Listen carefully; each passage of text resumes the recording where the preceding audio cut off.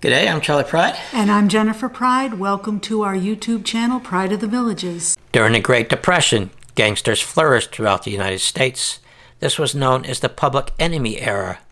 Most notable were the highly publicized Bonnie and Clyde, John Dillinger, Pretty Boy Floyd, Babyface Nelson, and Machine Gun Kelly.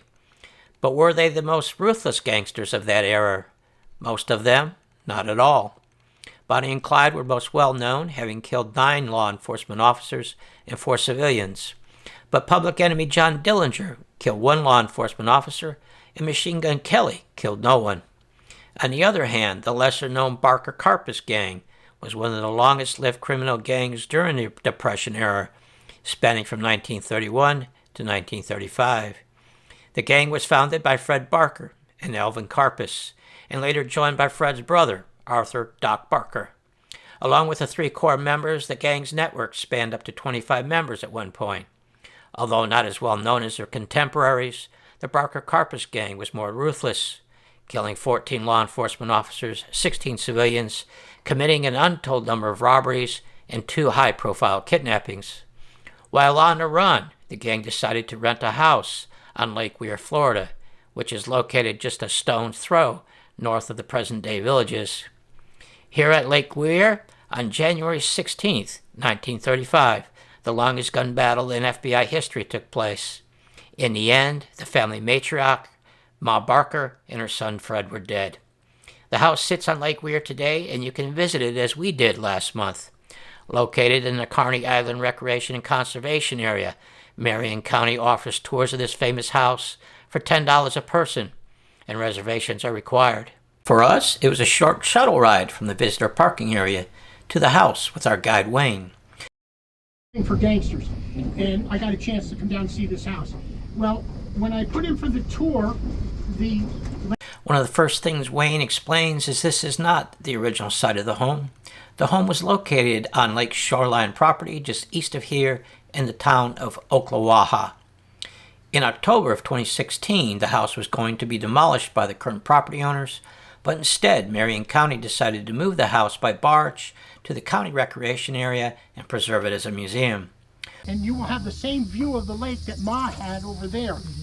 On the original property... Wayne explains that the house in the 1930s was owned by Carson Bradford and was rented to the Barkers, who used an alias name of Blackburns. This is a rather large 2-story house, and it could accommodate many of the gang members at one time. However, at the time of the FBI shootout, several of the gang members were visiting Miami, and it was only Ma and Fred Barker in the house at the time of the FBI raid. The FBI's flying squad surrounded the house on January 16, 1935, demanding surrender of the house occupants. Soon gunfire broke out, and after a 4-hour ordeal, Ma and Fred Barker lay dead. Stand in the same spot where Ma Barker lay dead. You can stand where Freddie Barker lay dead.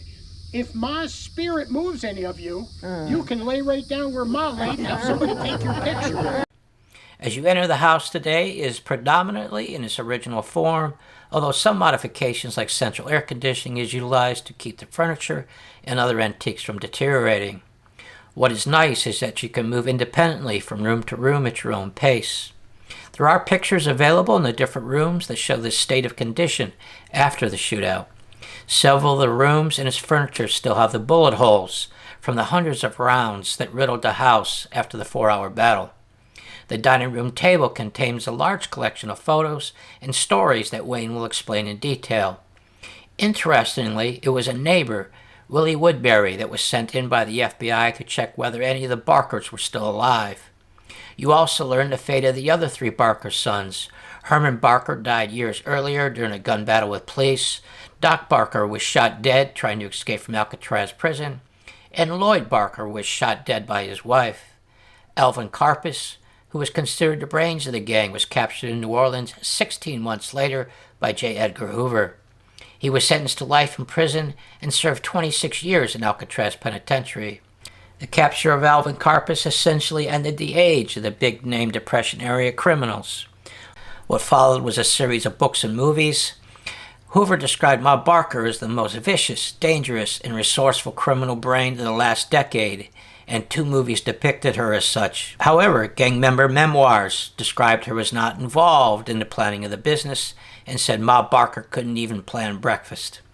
We recommend taking the tour yourself, hearing Wayne's narration of the Barker-Karpis gang, and coming to your own conclusion on Ma Barker. Following our tour, we went down the road to Ocklawaha and the restaurant of Gator Joes. Back in the 1930s, there was a huge gator named Old Joe on Lake Weir, and supposedly the FBI used intercepted correspondence mentioning the gang hideout on the Florida lake with a huge gator named Old Joe. Well, 14-foot, 800-pound Old Joe lasted longer than the gang until 1957 when he was finally hunted down. Now, there is a really nice beach at the restaurant, although I'm not sure that Old Joe's grandson is not lurking nearby. There is plenty of indoor seating with some interesting decor, including Old Joe's foot in a shadow box, but ensure to grab an outdoor table if the weather is nice, as the lake is scenic. There is also a parking spot for your float plane if that is your mode of transportation. The menu is a combination of salads, burgers, pastas, but for us and our 2 guests, it was the seafood. A gator nugget starter to honor Old Joe, then a combination of shrimp po' boys and fish baskets. In all, the day on Lake Weir consisted of a great historic tour, followed by a delicious lunch. Again, the Barker House, Lake Weir, and Gator Joes is only a short drive from the villages. For us in Marsh Bend, it was about a 35-minute drive, and from the north end of the villages, it should be about a 20-minute drive or less. If you're going by float plane, then it will likely be much shorter. Until our next video, Jennifer and I wish you a great day wherever you are.